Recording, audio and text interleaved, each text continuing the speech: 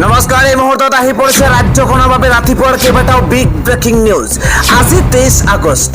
আজিৰ ৰাতিপুৱাৰ ঘাটাকৈ গুৰুত্বপূৰ্ণ খবৰ আপোনালোকৰ বাবে লৈ আহিছোঁ। এনেধৰণৰ খবৰসমূহ নিতৌ চাবৰ কাৰণে চেনেলটো ছাবস্ক্ৰাইব কৰিবলৈ নাপাহৰিব। এই মুহূৰ্তে জনাই আছো এটা গুৰুত্বপূৰ্ণ খবৰ। শক্তি বিভাগৰ হাতত মাত্ৰ 48 ঘণ্টা। শক্তি বিভাগক 48 ঘণ্টাৰ সময়সীমা বান্ধি দিয়া হৈছে। 48 ঘণ্টাৰ সময় উকলি গলেই শক্তি বিভাগক জনতাই দিব এসেকা। ঘৰৰ পৰা খুলি নিনিলে অফিচত দলিয়াই দিব স্মাৰ্ট মিটাৰ। এই মুহূৰ্তে জনাই আছো এটা গুৰুত্বপূৰ্ণ খবৰ। শক্তি বিভাগৰ হাতত মাত্ৰ 48 ঘণ্টা বান্ধি দিছে জনতাই। 48 ঘণ্টাৰ ভিতৰত যদি স্মাৰ্ট মিটাৰ খুলি নিনিয়ে তেন্তে স্মাৰ্ট মিটাৰ দলিয়াই দিব অফিচত। আমি দিন হাজিৰা কৰি খাওঁ, কেনেকৈ দিম স্মাৰ্ট মিটাৰৰ বিল? উত্তেজিত জনতাই এইদৰে প্ৰতিবাদ কৰিছে। আমাক পূৰ্বৰ মিটাৰ ঘূৰাই দিয়ক। পূৰ্বে আমাৰ বিল আহিছিল 200 টকা, এতিয়া আহে 1200 টকা পৰ্যন্ত। দুদিনৰ ভিতৰত ঘৰৰ পৰা খুলি নিয়ক স্মাৰ্ট মিটাৰ। শক্তি বিভাগৰ কাৰ্যালয়ত অৰ্ধ শতাধিক মহিলাই সাব্যস্ত কৰিছে তীব্ৰ প্ৰতিবাদ। এপিডিচিএলৰ কলিয়াপুৰৰ উপ সংমণ্ডলৰ প্ৰবন্ধকৰ কাৰ্যালয়ত এক উত্তপ্ত পৰিস্থিতিৰ সূচনা হৈছে। ৰাতিপুৱাৰ পৰৱৰ্তী গুৰুত্বপূৰ্ণ খবৰ হৈছে অখিল গগৈক এবাৰ প্ৰত্যুত্তৰ দিছে মুখ্যমন্ত্ৰী হিমন্ত বিশ্ব শৰ্মাই। মুখ্যমন্ত্ৰী হৈ অখিল গগৈয়ে নিজেই কাম কৰক, এই মন্তব্য মুখ্যমন্ত্ৰীগৰাকীৰ। আমি জনাই আছো এটা গুৰুত্বপূৰ্ণ খবৰ। অখিল গগৈয়ে বিৰোধিতা কৰিলেও মই মোৰ কাম কৰি যাম, মন্তব্য হিমন্ত বিশ্ব শৰ্মাৰ। হিমন্ত বিশ্ব শৰ্মাই কয় যে জনতাই মোকহে ভোট দিছে, অখিল গগৈক দিয়া নাই। কেৱল সিমানেই নহয়, অখিল গগৈয়ে মুখ্যমন্ত্ৰী নহয় বুলি তেওঁ মন্তব্য কৰিছে। মুখ্যমন্ত্ৰী হৈ নিজৰ কাম কৰক অখিল গগৈয়ে। 2026 চনলৈ মই মোৰ কাম কৰি যাম বুলি মন্তব্য হিমন্ত বিশ্ব শৰ্মাৰ। 2026 চনত অখিল গগৈয়ে মুখ্যমন্ত্ৰী হলে নিজৰ কাম কৰিব। 2026 যদি অখিল গগৈ মুখ্যমন্ত্ৰী হয় তেন্তে নিজৰ কাম কৰিব বুলি মন্তব্য হিমন্ত বিশ্ব শৰ্মাৰ। অখিল গগৈয়ে বিৰোধিতা কৰিলেও মই মোৰ কাম কৰি যাম, মোৰ কামত কোনেও ৰখাব নোৱাৰিব বুলি মন্তব্য হিমন্ত বিশ্ব শৰ্মাৰ। আন এক গুৰুত্বপূৰ্ণ খবৰ হৈছে মোদীৰ মনোবল ভাঙি দিলো। এবাৰ আত্মবিশ্বাস হেৰাইছে মোদীয়ে।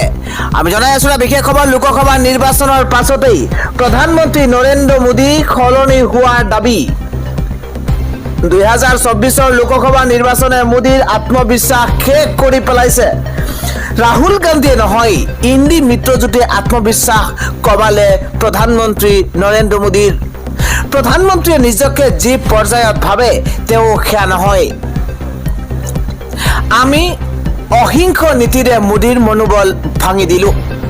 লোকসভা নিৰ্বাচনৰ পাছৰ পৰা প্ৰধানমন্ত্ৰী নৰেন্দ্ৰ মোদী ভয়ে ভয়ে থকাৰ দাবী ৰাহুল গান্ধীৰ। জম্মু কাশ্মীৰত উপস্থিত হৈ মোদী চৰকাৰক হুংকাৰ এইবাৰ ৰাহুল গান্ধীৰ। অহিংস নীতিৰে বিজেপিৰ বিৰুদ্ধে ইণ্ডি মিত্ৰজোঁটে যুঁজ দিয়াৰ হুংকাৰ। আন এক গুৰুত্বপূৰ্ণ খবৰ হৈছে ৰাজ্য জোকাৰি যোৱা এক ভয়ংকৰ দুৰ্ঘটনা সংঘটিত হৈছে। এবাৰ 200 ফুট তলত বাগৰি পৰিছে এখন যাত্ৰীবাহী বাছ আৰু লগে লগেই 6 গৰাকীকৈ লোকৰ মৃত্যু হৈছে। আমি জনাই আছো এটা বিশেষ খবৰ, কিয়নো ভয়ংকৰ দুৰ্ঘটনাৰ খবৰ পোৱা গৈছে। যাত্ৰীবাহী বাছ দুৰ্ঘটনাত পতিত হৈছে আৰু 6 গৰাকীকৈ লোকৰ থিতাতে মৃত্যু হৈছে। পাহাৰৰ পৰা 200 ফুট তলত বাগৰি পৰিছে এখন বাছ আৰু বাছ দুৰ্ঘটনাত কমেও 6 গৰাকীকৈ যাত্ৰীৰ কৰুণ মৃত্যু হৈছে। আমি জনাই আছো এটা ডাঙৰ খবৰ। 22 জনৰো অধিক যাত্ৰী গুৰুতৰভাৱে আহত হৈছে। পথৰ পৰা বাছখন পিছলি বাগৰি পৰাত এতিয়া হাহাকাৰ অৱস্থাৰ সূচনা হৈছে। সেনাৰ দলে উদ্ধাৰ কৰিছে হতাহত হোৱা লোকসকলক। বাছখনে এখন বিয়ালৈ গৈছিল বাছখন আৰু 27 জনকৈ লোক আছিল সেই বাছখনত। লাডাখৰ লেহত সংঘটিত হৈছে এই দেশ জোকাৰি যোৱা ভয়ংকৰ বাছ দুৰ্ঘটনা। পৰৱৰ্তী আন এক গুৰুত্বপূৰ্ণ খবৰ হৈছে কলকাতাৰ মহিলা ডক্টৰৰ লগত যি কাণ্ড সংঘটিত হৈছিল দেশ জোকাৰি যোৱা কলকাতা, সেই কাণ্ডৰ পিছতেই প্ৰধানমন্ত্ৰী নৰেন্দ্ৰ মোদীলৈ এবাৰ মমতা বেনাৰ্জীৰ পত্ৰ। অপৰাধীক কঠোৰ শাস্তি দিয়ক মোদী চৰকাৰে, এই আহ্বান জনাইছে মমতা বেনাৰ্জীয়ে। লৈ আহিছো এটা বিশেষ খবৰ, আৰজি কৰ কাণ্ডৰ অপৰাধীৰ মৃত্যুদণ্ডৰ শাস্তি দিয়ক মোদী চৰকাৰে। এই ক্ষেত্ৰত কেন্দ্ৰীয় চৰকাৰে প্ৰণয়ন কৰিব লাগে কঠোৰ আইন। দেশ কঁপোৱা মহিলা চিকিৎসকৰে ঘটা কাণ্ডক লৈ একশ্যন মুডত এইবাৰ মমতা বেনাৰ্জী। মমতা বেনাৰ্জী ইতিমধ্যে পত্ৰ লিখিছে প্ৰধানমন্ত্ৰী নৰেন্দ্ৰ মোদীলৈ, আৰু প্ৰধানমন্ত্ৰী নৰেন্দ্ৰ মোদীলৈ পশ্চিমবংগৰ মুখ্যমন্ত্ৰী গৰাকীয়ে এখন বিশেষ পত্ৰ লিখাৰ পিছত এতিয়া একশ্যন মুডত দেখিবলৈ পোৱা গৈছে মমতা বেনাৰ্জী। 15 দিনৰ ভিতৰতে ধৰ্ষণৰ অপৰাধীক প্ৰদান কৰিব লাগে শাস্তি। ধৰ্ষণৰ ঘটনাক লৈ কঠোৰ আইন প্ৰণয়ন কৰক কেন্দ্ৰীয় চৰকাৰে, আহ্বান জনাইছে মমতা বেনাৰ্জীয়ে। ফাষ্ট ট্ৰেক আদালতত শুনানিৰ জৰিয়তে শাস্তি দিয়ক দোষীক।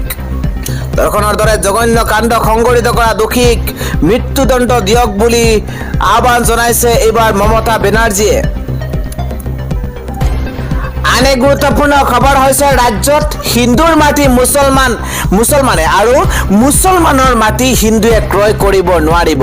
কেৱল ভোটৰ স্বাৰ্থত হিন্দু মুছলমানৰ ৰাজনীতি কৰা, কেৱল ভোটৰ স্বাৰ্থত হিন্দু মুছলমানৰ মাজত বিভেদ সৃষ্টি কৰা এক প্ৰক্ৰিয়া এয়া, এই মন্তব্য কৰিছে বিধায়ক আমিনুল ইছলামে। আন এক গুৰুত্বপূৰ্ণ খবৰ হৈছে ইউটিউব জগতত এইবাৰ ৰোনাল্ডো 90 মিনিটত 10 লাখ ছাবস্ক্ৰাইবাৰ অতিক্ৰম কৰিছে এইবাৰ তাৰকা খেলুৱৈগৰাকীয়ে। আমি জনাই আছো এটা খবৰ, কিয়নো সামাজিক মাধ্যমত ইতিমধ্যে ভাইৰেল হৈ পৰিছে তাৰকাগৰাকী। ইউটিউবত এইবাৰ মাত্ৰ 90 মিনিটত 10 লাখ ছাবস্ক্ৰাইবাৰ অতিক্ৰম কৰিছে তাৰকা খেলুৱৈগৰাকীয়ে। ক্ৰিষ্টিয়ানো ৰনাল্ডোৱে ইউটিউবত নিজাকৈ এটা চেনেল খুলিছে। বুধবাৰে পৰ্তুগীজ ফুটবলাৰ গৰাকীয়ে নিজাকৈ এটা চেনেল খুলিছে আৰু নাম দিছে ইউ আৰ ক্ৰিষ্টিয়ানো। লগে লগে সেই চেনেলটোলৈ ভিৰ কৰিছে লাখ লাখ অনুৰাগীয়ে। কেৱল সেয়াই নহয়, তেওঁ যি নজিৰ গঢ়ি তুলিছিল যিটো আন কাৰো শক্তি নাই। চেনেলটো খোলাৰ মাত্ৰ 90 মিনিটৰ ভিতৰতে 10 লাখ ছাবস্ক্ৰাইবাৰ অতিক্ৰম কৰিছে। দিনটোৰ শেষলৈকে সেই সংখ্যা 1,10,00,000 হৈছে। বৰ্তমান চেনেলটোৰ ছাবস্ক্ৰাইবাৰ প্ৰায় 20 মিলিয়ন পৰ্যন্ত হৈছেগৈ। ইউটিউবত চেনেল মুকলিৰ সেই খবৰটো ইতিমধ্যে সামাজিক মাধ্যমত ভাইৰেল হৈ পৰিছে। কোনেও কৰিব নোৱাৰা কাম এইবাৰ ৰোনাল্ডোৱে কৰি পেলাইছে। 20 মিলিয়ন, মাত্ৰ এটা দিনতে 20 মিলিয়ন ছাবস্ক্ৰাইবাৰ অতিক্ৰম কৰিবলৈ সক্ষম হৈছে। দীৰ্ঘদিন ধৰি তেওঁ নিজাকৈ ইউটিউব চেনেল খুলিব বুলি ভাবি আছিল। কেৱল ফুটবল নহয়, আন খেলৰ বিষয়েও চেনেলটোত আলোচনা কৰিব বুলি তেওঁ লগতেও উল্লেখ কৰিছিল। পৰৱৰ্তী খবৰটো হৈছে মুখ্যমন্ত্ৰী হিমন্ত বিশ্ব শৰ্মাৰ আচৰণ আৰু বক্তব্যক এইবাৰ ধিক্কাৰ দিছে অসম নাগৰিক সমাজে। এগৰাকী সাংবাদিকে কৰা এটা অতি সাধাৰণ আৰু প্ৰাসংগিক প্ৰশ্নৰ বাবে অসমৰ মুখ্যমন্ত্ৰী হিমন্ত বিশ্ব শৰ্মাই কালি সাংবাদিকগৰাকীক কৰা দুৰ্ব্যৱহাৰ আমি স্তম্ভিত হৈছো। ৰাজ্যখনৰ সাংবিধানিক পদৰ মুৰব্বীজনৰ এইটো কেনেধৰণৰ ব্যৱহাৰ? সাংবাদিকজনে মুখ্যমন্ত্ৰী মহোদয়ক কোনো ৰাংবাদ নোহোৱা প্ৰশ্ন সোধা নাছিল। এটা সাধাৰণ প্ৰশ্নৰ উত্তৰ এইদৰে দিব পাৰে জানো এগৰাকী মুখ্যমন্ত্ৰীয়ে? আমি সকলোৱে জানো যে গুৱাহাটীত হোৱা বানপানীৰ বাবেই আজি কিছুদিনৰ পৰা মুখ্যমন্ত্ৰী হিমন্ত বিশ্ব শৰ্মাই চুবুৰীয়া ৰাজ্য মেঘালয়ৰ USTMক জগৰীয়া কৰি আহিছে। তাত পাহাৰ কাটি বিশ্ববিদ্যালয় নিৰ্মাণ কৰাৰ কাৰণে। সেই প্ৰসংগতে মুখ্যমন্ত্ৰীৰ নিজৰ সমষ্টিত ঠিকাদাৰে পাহাৰ কাটি তহিলং কৰা প্ৰশ্নটো উত্থাপন কৰিছিল শ্বাহ আলম নামৰ এগৰাকী সাংবাদিকে। সাংবাদিকজন মুছলমান সম্প্ৰদায়ৰ হোৱা বাবেই তেওঁৰ প্ৰশ্নৰ উত্তৰ দিয়াৰ সলনি মুখ্যমন্ত্ৰীৰ উপৰ্যুপৰি সাংবাদিকগৰাকীক তেওঁৰ সম্প্ৰদায়ৰ নাম লৈ ৰাজহুৱাকৈ তিৰস্কাৰ কৰিছে। খঙৰ ভমকত তেওঁ আনকি USTMত পঢ়া ছাত্ৰ ছাত্ৰীয়ে অসমত যাতে চাকৰি নাপায় তাৰ ব্যৱস্থা কৰিব বুলিও ঘোষণা কৰিছে। আৰু মুখ্যমন্ত্ৰী হিমন্ত বিশ্ব শৰ্মাৰ আচৰণ আৰু এনে বক্তব্যত এইবাৰ ধিক্কাৰ দিছে অসমৰ সচেতন মহলে।